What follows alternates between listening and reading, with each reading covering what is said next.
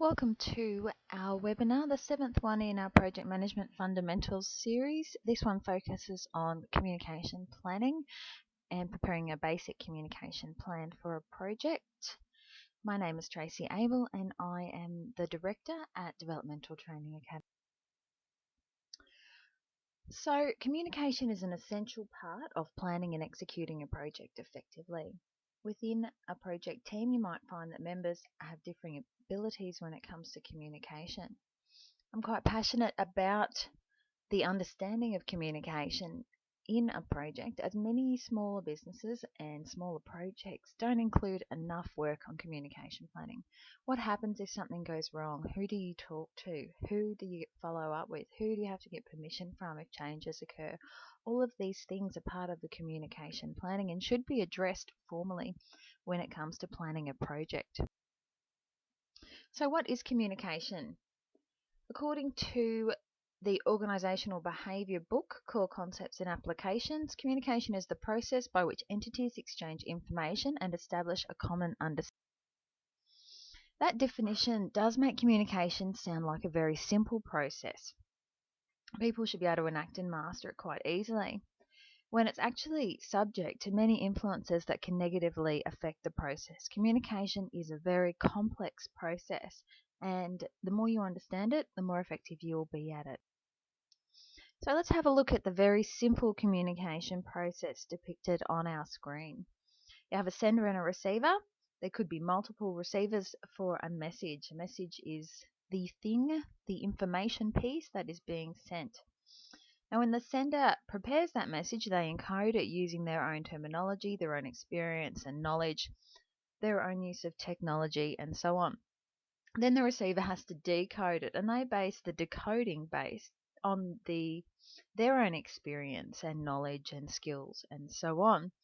This is where messages can go wrong. We've all played Chinese whispers and found that the message at the end is not the same as the message at the beginning. The receiver usually then gives some sort of feedback. They encode it with their own background, and the previous sender, who is now the receiver, has to decode it. Lots of things can go wrong in this process, and those things are called interference. They're sometimes called noise as well, and there's a massive amount of issues that can impact on things such as physical background noise, such as hammers, on-site equipment, and so on. Interference from technology, such as a phone line buzzing. Hearing or speaking difficulties, so if people actually maybe can't hear at 100%, you might have some issues communicating. Extreme temperature or weather, technical failure, so your internet's gone down, or for the two people in the world who still use a fax machine, it's run out of paper or ink.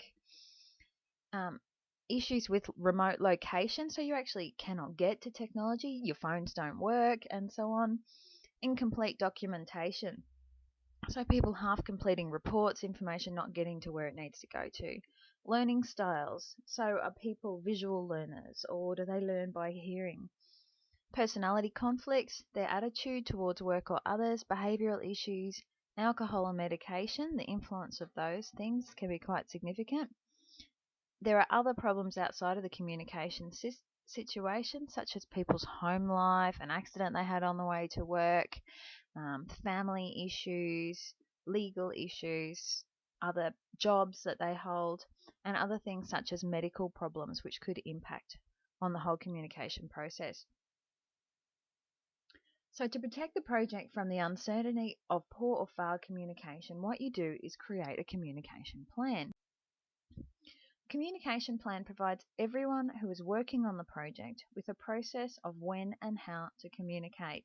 So in this situation, you use that document. In another situation, you use a different document. If something urgent happens, you pick up the phone and you ring Bob first, and then Bob will ring Mary, and yada yada. So there's a plan in place for every event, and this can also be quite important to your risk management on a project. So the communication plan is usually paired with the HR plan and the stakeholder list.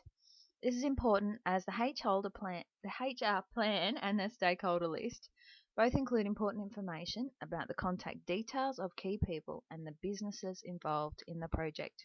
So you can't communicate with people unless you know who they are, what their role is, and how to contact them. So we previously looked at the stakeholder engagement analysis, and that often includes a communication strategy section, and the HR plan we'll be looking at in next week's webinar. So let's have a look at our one-page plan. Very simple, 3 columns. You'd set yourself a communication goal first, such as to ensure all communication occurs within a timely fashion, yada yada. So the first column on our table here is identified as a communication tool or activity. So this section specifies every anticipated communication activity, from toolbox or team meetings to reports, schedules, consultations, project plans, variation forms, and so on. So every document that's used, every form of communication that is anticipated to be used on a project should be included within that list. It can be a very long list or a very short list depending on the type and size of project. Frequency is the second column. That indicates how regular each method or activity will be. It could be daily, it could be hourly, weekly, it could be on an ad hoc basis, such as an emergency meeting. Might be monthly, could be at the end of a stage, at the start of a stage, when you move to a new site, when you open a new access point to a site, and so on. So frequency is crucially important, because if something should be done daily and it's only being done weekly or monthly, you're going to run into significant problems. And then the content explains what actually needs to be included in the activity or method. So what do you do in a toolbox meeting? What do you do if someone's been injured? So when you do an incident report. What do you do in the case of an emergency? What do you do with your budget report, which is done every week, and so on? So that actually explains the details. And this is important because if there's a project or program manager running this project and they know everything and it's in their head and something happens to them, other people can then have issues continuing on with the project. But if there's a plan, they can pick it up, read through it, learn what needs to be done, and proceed within 10 minutes, half an hour, rather than waiting months and the project having some delays. So why use the plan? A project is likely to face failure or damage without a communication structure. The purpose of the plan is to ensure that every person working on the project understands exactly when and how to communicate in every situation. An urgent and significant issue can be dealt with quickly and effectively through the use of this simple tool, protecting all who are involved in the project. So the next stage of the project planning process is to prepare a thorough human resources plan, and that's what we'll be looking at in next webinar. So don't forget, our conference is on in Brisbane from the 26th to the 28th. We'll be doing our 3 days of hands-on workshop where we actually complete a project together. We have a range of expert guest speakers come in. We'll have networking and social opportunities. And for anyone who is a delegate there, it's free to complete the Certificate for Project Management Practice program after the conference. This is a web-based program based on you undertaking your own individual projects. So thank you for your time, and I'll talk to you next week.